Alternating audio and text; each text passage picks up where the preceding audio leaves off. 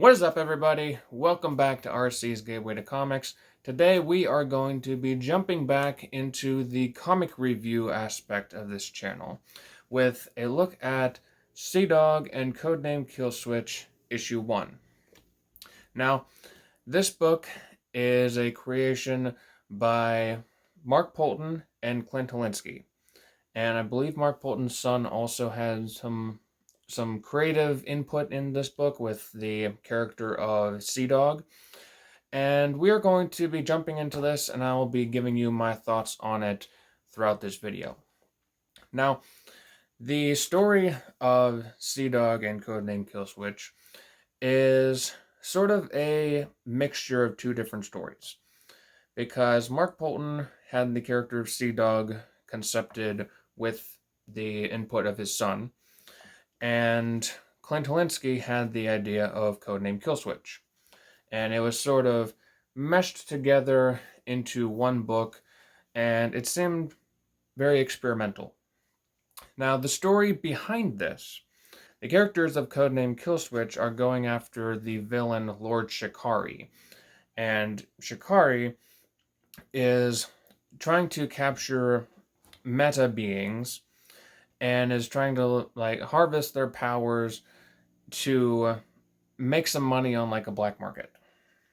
And as the story progresses, that goal seems to change, but they're constantly at odds with him. They're always arriving at his hideouts and seeming to come in at the last second before he gets away.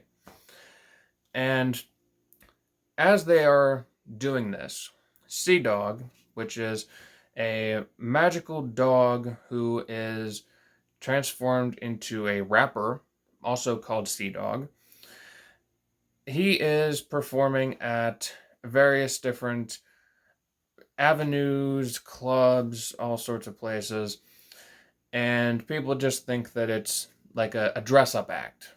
And they don't actually think that he is actually a mystical dog, which is transformed by a medallion or a necklace sort of thing that his owner had actually pulled out of a lake at some point.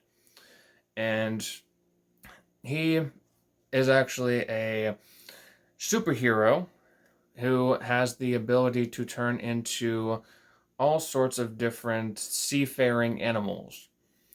Now, the point whenever they both collide is whenever Killswitch is actually dispatched to intercept a meta being called Neon.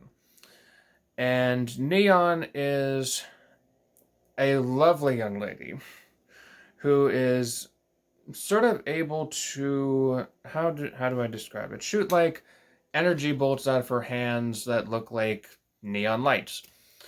And Shikari is coming after her because he wants her power, or he wants to capture her for his black market sales and all sorts of crazy stuff like that. And that interrupts Sea Dog's concert, and Sea Dog gets pissed, and then he joins in the fight against Shikari to save Neon. And Shikari, I don't want to get any further into it because that would be spoiling it. But that sort of stuff is everything that was on the campaign page whenever it was up. I did have to stop myself from going further into it, but it is a fun story. It's something that you would expect to see from a superhero comic, and this is a superhero comic. The characters that I'm going to be getting into, I'll list the characters from Killswitch, and they are Soldier 7, who is the leader of Killswitch, Stormborn, who is sort of like a warrior from a different planet, so to speak. There is Tundra, who is a scientist who's made up of a rock-like substance. He's sort of like this team's Hulk or Thing. There is also Crotch Rocket, who is a supposed dimension time, anything sort of traveler who can travel anywhere on his motorbike. And obviously, with a name like that, he's the one who's going to be hitting on the ladies. Um, and we also have Rebel, who is one of my favorites in this because I like how the ladies are drawn in Clint Holinsky's books. They look very attractive. They are very well endowed, so to speak. I mean, you can look at the back cover, which is an advertisement for another series, Pirate Queen, and you can see how Clint draws his women. I like how he draws them. And not Neon, what am I talking about? Rebel is definitely one of those characters. Where can I find a good picture of her? Okay. Here's an image of both Rebel and Neon. It's sort of in the middle of the book. Here's Rebel hanging out after she's killed some guys and obviously revealing a little bit about herself. And here we have Neon. Both very skimpy outfits, very, very sexy outfits for very sexy characters. All of the characters from Killswitch have their own personalities. Soldier 7 is very technical with how he runs the team. He's very, very leadership minded, and he's sort of bent on trying to get hold of Shikari. And all the other ones, Rebel likes to cause chaos and kill people. Crotch Rocket, with a name like Crotch Rocket, I'm pretty sure that you can guess exactly what type of personality he has. Stormborn, he's pretty much like what you would expect, like a warrior prince to be like. He's very well spoken and definitely willing to take up a sword to protect whoever he is trying to protect. And Tundra, he's a scientist in a rock body. He's knowledgeable, and he's sort of like one of the brains of the team, and he can also punch your head off. Now, getting into Sea Dog. Sea Dog is pretty much a dog who's able to be transformed into a dog rapper, or like a anthropomorphic dog rapper, who is also a superhero who can turn into various different seafaring creatures. Now, I say this while still enjoying the book. The character of Sea Dog is an arrogant asshole. And he acknowledges it, so it diminishes that characterization a little bit. But just because he acknowledges he's an asshole doesn't absolve him of that sin. He is very much a supposed womanizer, even though he is a dog. And he sort of pushes his owner off to the side because his owner's like a little kid. But he does have a connection with him. Whenever stuff happens later in the story, then he does go out of his way to keep Peter in safety, or try to keep him safe. Keyword being try. And